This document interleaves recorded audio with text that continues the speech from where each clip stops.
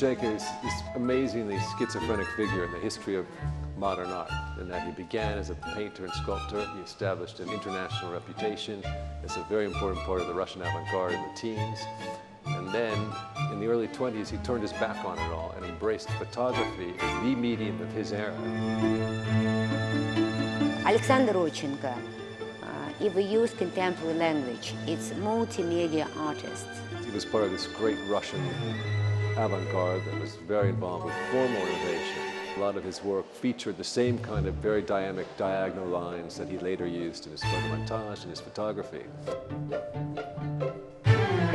We can recognize by this diagonal mostly the Rodchenko images. He was known for extreme perspective, that these very acute angles, foreshortened perspective in the image, low angles, looking down at things from above in ways that flatten the surface of the picture. All of this wasn't purely about style for him. It was really about trying to create a new vision, and it really grew out of the belief that to make a new society, you had to see things in a different way.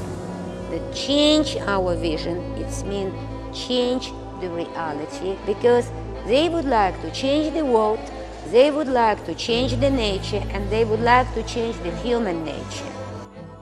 He was committed to a social program and towards creating a vision for a new society. But by the late 20s, when Stalin had come to power, he was kicked out of photography groups for being too much of a formalist, showing those decadent bourgeois tendencies. The vision of the incredibly strong artist was an occurrence of the social movement. By the mid-30s, most of his pals are in Siberia or are dead, and was lucky himself not to have been sent to a prison camp.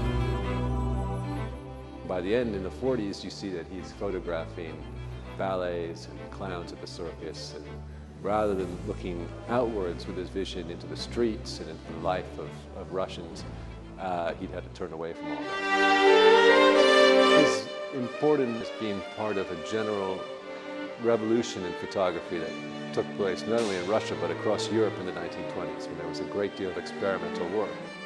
He changed the idea of what a photographer could be. You could make documentary work that was for a wide audience. It could be completely experimental. It could still be successful. With Rodchenko, nothing usual. Everything must be unusual. The new world, the new reality might be new. There's something about his use of line that still seems to represent freshness, vitality, innovation, 80 years after he first did it.